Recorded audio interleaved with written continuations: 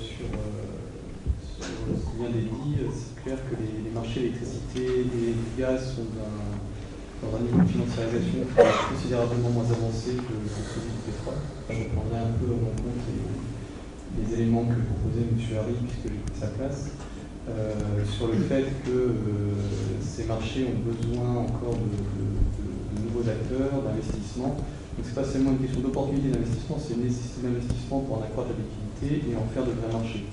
Donc c'est une démarche qui est assez avancée quand même sur les marchés d'électricité en Europe, avec non seulement un accroissement du nombre d'acteurs, de la liquidité, mais aussi un rapprochement entre les différentes classes qui peuvent exister dans les différentes nations. Pour le gaz, le processus est clairement moins avancé, il débute un petit peu en France, mais donc il requiert que les acteurs soient au rendez-vous pour accroître le niveau de liquidité de ces marchés-là. Mais au-delà de ces questions, et là j'ai quitté un petit peu la ligne que vous avez tracée sur la financiarisation pure des énergies, on peut se demander, même si la liquidité des marchés gaz et électricité s'accroît, jusqu'à quel point ils pourront s'assimiler un jour à des marchés monétaires. C'est-à-dire qu'il y a des risques qui me paraissent être spécifiques des marchés énergie, et qu'on ne peut pas vraiment éluder, même si on se place d'un point de vue purement financier. Lors de la première table ronde, on avait notamment évoqué toute l'importance des infrastructures, et je dirais qu'elles jouent un peu dans les deux sens, c'est-à-dire à la fois la présence d'infrastructures, que ce soit les infrastructures de transport, de stockage pour le gaz, de production d'électricité. Je ferai également entrer dans cette catégorie tout ce qui est contrat d'approvisionnement. Dans une certaine mesure, contraignent la liquidité sur les marchés.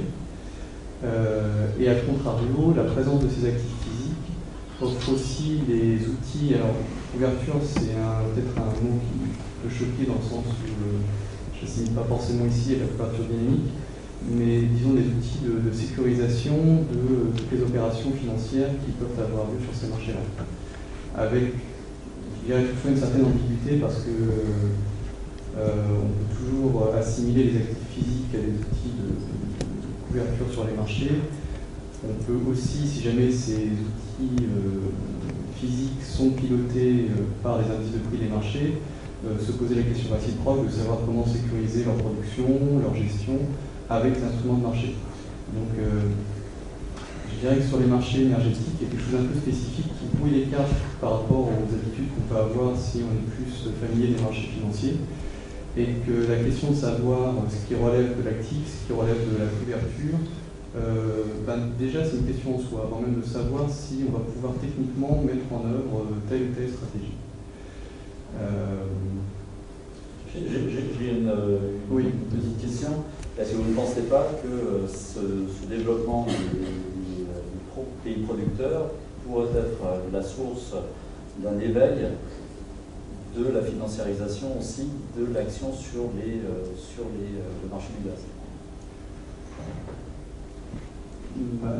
On peut penser effectivement que l'accroissement du nombre d'acteurs, même si c'est des acteurs distants comme le Qatar, pourrait jouer un rôle sur l'accroissement de la liquidité des marchés.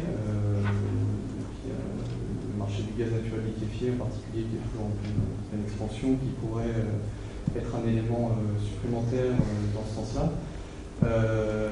Mais il n'en reste pas moins que même si on a des nouveaux producteurs, le nombre de producteurs de gaz reste quand même assez limité.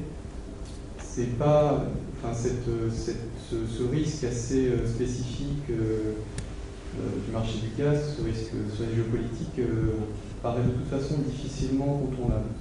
Et